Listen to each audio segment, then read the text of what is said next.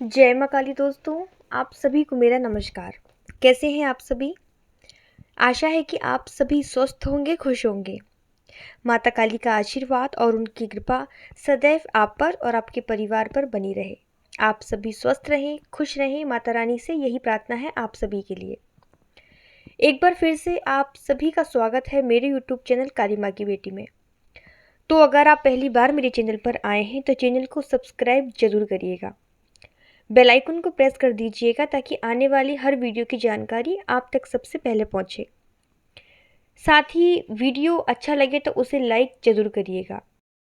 Like करने का कोई भी पैसा नहीं लगता है, इसलिए आप लाइक जरूर किया करें ताकि मैं माँ से जुड़ी जानकारी आपके लिए लाती रहूं। तो शुरू करते हैं हम आज की वीडियो को। जिन लोगों पर माता काली की सवारी आती है या जिन भक्तों पर माता काली की कृपा होती है, तो ऐसे लोगों में कौन कौन से शारीरिक और मानसिक बदलाव आते हैं, साथ ही कौन कौन सी दिव्य शक्तियाँ ऐसे लोगों को प्राप्त होती हैं, ये सारी जानकारी मैं आपको आज के वीडियो में दूंगी। इसलिए वीडियो को आप आखिरी तक देखिएगा। देखिए, जिनको सवारी आती है उनको शक्तियाँ तो प्राप्त होती ही हैं, साथ ही जिन बच्चों को सवारी नहीं आती है वो भी माँ काली की शक्तियों को और उनकी ऊर्जाओं को महसूस करने लगते हैं। क्योंकि ज़रूरी नहीं है कि सवारी आएगी तो ही माता काली की कृपा प्राप्त होगी। बिना सवारी के भी भक्तों ने माँ को पाया है और यही सबसे अच्छा तरीका है माँ को पाने का। लेकिन अफसोस, आजकल तो होड़ सी लग गई है देवी देवता की सवारी पाने की। ये एक ट्रेंड चल गया है सवारी का। जिन लोगों ने कभी तो अगरबत्ती नहीं लगाई देवी देवता पर, वो भी चाहते हैं कि उन्हें माता काली की सवारी प्राप्त हो जाए। जिन्हें सनातन धर्म के बारे में जानकारी नहीं है, जिन्हें 33 कोटि देवी देवता के नाम तक पता नहीं है, वो लोग मुझे मैसेज करते हैं भर भर के कि दीदी आप हमें दिव्य शक्ति प्राप्त करने की साधना बता दो, माँ काली की सवारी कैसे प्राप्त होगी, उसके लिए 7 दिन की साधना बता दो। और फिर यही वो लोग होते हैं जो यूट्यूब से साधनाएं देख लेते हैं और बिना नियम के उसे करने बैठ जाते हैं। 10 मिनट की वीडियो में, 15 मिनट की वीडियो में, ज़्यादा से ज़्यादा 20 मिनट की वीडियो में कोई क्या क्या आपको बताएगा। ठीक है, वो साधना कैसे करनी है आपको वो उस चीज़ के बारे में बता देंगे, लेकिन साधना के बाद के रिजल्ट क्या होंगे, उसके बीच में अनुभव क्या होंगे, ये आपको कोई नहीं बताता। जिससे माता काली की सवारी तो उनको प्राप्त नहीं होती, उल्टी नकारात्मक ऊर्जाएं, प्रेत प्रेतनी उनके घर में आकर बैठ जाते हैं और उठापटक करना शुरू कर देते हैं, जिससे उनके घर में फिर लड़ाई झगड़े बढ़ने लगते हैं, बीमारियां बढ़ने लगती हैं, पैसा घर में नहीं रुकता है, तंगी आने लगती है पैसे की, और फिर आप परेशान होकर चौकी होकर चक्कर काटने शुरू कर देते हैं। कुछ रिजल्ट नहीं निकलता। अंत में इसके परिणाम ये होते हैं कि आपका पूजा पाठ से विश्वास उठ जाता है और आप माता काली को बदनाम करने लगते हैं कि माता काली की पूजा कर रहे थे, उसकी वजह से ये सब नाटक होने लगे। इसलिए मैं हमेशा आपसे बोलती हूँ कि भक्त बनो, भगत बनने की ज़रूरत नहीं है। जितना प्यार और जितना सुकून माँ की ममता पाने में है ना, वो सिद्धियों को हासिल करने में बिल्कुल नहीं है। रामकृष्ण परमहंस जी को तो कभी सवारी नहीं आई माँ काली की, और वो तो माँ काली के परम भक्त थे, उनसे बड़ा तो कोई भक्ति नहीं था माँ का। जिनके हाथों से माँ काली स्वयं भोजन ग्रहण किया करती थी, जिनसे माँ बातें किया करती थी, उनसे बड़ा भक्त और कौन होगा माँ काली का। इसलिए समझने वाली बात है, ज़रूरी नहीं है कि आपको सवारी आएगी तो ही आपको माँ की कृपा प्राप्त होगी। ठीक है, तो अब हम मुद्दे पर आते हैं कि जिन भक्तों पर माता काली की असीम कृपा होती है उनके अंदर क्या क्या शारीरिक और मानसिक बदलाव आते हैं और कौन कौन सी शक्तियां उनको प्राप्त होती हैं। सबसे पहला जो बदलाव उनके अंदर आता है वो ये है कि वो अकेले रहना शुरू कर देते हैं। ज़्यादा किसी से बातें करना उनको पसंद नहीं आता। कम बोलते हैं, खराब बोलते हैं और ऐसे लोगों को ज़्यादा बातें घुमानी भी नहीं आती।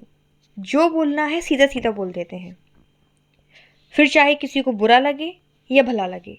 सच मतलब सच, सिर्फ सच बोलते हैं। दूसरा बदलाव जो उनके अंदर आता है वो ये है कि झूठ बोलना उनको पसंद नहीं होता। ना वो झूठ बोलते हैं और ना ही वो झूठ सुनते हैं। चाहे जो परिस्थिति बन जाए वो सच का साथ देते हैं। माता काली की कृपा से ऐसी शक्ति उनको प्राप्त हो जाती है जिससे उन्हें तुरंत पता चल जाता है कि ये व्यक्ति झूठ बोल रहा है। तुरंत वो झूठ को पकड़ लेते हैं। तो ये भी एक बदलाव उनके अंदर आता है। तीसरा जो गुण उनके अंदर आता है वो ये है कि गलत चीज उनको बर्दाश्त बिल्कुल नहीं होती। अब गलत करने वाला चाहे उसके घर का व्यक्ति हो, उसके बाहर का व्यक्ति हो, माँ हो, बाप हो, भाई हो, कोई भी हो, गलत बर्दाश्त नहीं कर पाते वो। वैसे तो जो माता काली के भक्त होते हैं वो बहुत ही शांत होते हैं और खुश मिजाज होते हैं, बिना मतलब किसी से कुछ भी नहीं बोलते। और आप उनसे कभी बात करके देखिएगा, जो माँ काली का भक्त हो, भक्तों के चेहरे पे एक अलग ही तेज रहता है। आप जान सकते हैं कि हाँ ये सच्चा भक्त है और ये ढोंगी है। ठीक है। तो जो सच्चे भक्त होते हैं ना, उनके चेहरे पर एक अलग ही तेज होता है और बड़े ही खुश मिजाज होते हैं। ऐसा बिल्कुल नहीं है कि जो लोग बोलते हैं कि माँ काली की पूजा करते हैं तो बहुत ज़्यादा गुस्सा आता है, ऐसा नहीं है। गुस्सा गलत पर ही आता है। ठीक है। तो उनसे बात करके देखिएगा, बड़े ही खुश मिजाज होते हैं। आपको बड़ा ही आनंद आएगा उनसे बात करके, पॉजिटिव फील होगा आपको ऐसे लोगों से बात करके। तो अगर वो किसी के साथ गलत होता है और वो गलत होता देख ले तो ऐसे भक्तों को एकदम से क्रोध आ जाता है, उनके चेहरे का रंग बदल जाता है, आंखें लाल हो जाती हैं। और फिर आप ऐसे लोगों में माँ काली के दर्शन कर सकते हैं, क्योंकि ऐसे ही हाव भाव उनके हो जाते हैं। दूसरा चीज ये है कि गुस्से में आकर अगर वो कुछ बोल दें तो वो सच हो जाता है। इतनी शक्ति उनकी वाणी में आ जाती है, इतनी सिद्धता उनकी वाणी में आ जाती है कि जो बोलते हैं वो बातें सच हो जाती हैं। शुरुआत में मेरे साथ भी ऐसा होता था कि जब मुझे ज़्यादा नहीं पता था तब मैं गुस्से में कुछ भी जो मन में आया गुस्से में मेरे मुंह से निकल जाता था। और फिर जब वो बातें सच हो जाया करती थी तो फिर मेरे घर वाले बोलने लगे थे कि इसकी जुबान बहुत काली है। इसलिए ऐसा भी होता है माँ काली के भक्तों के साथ।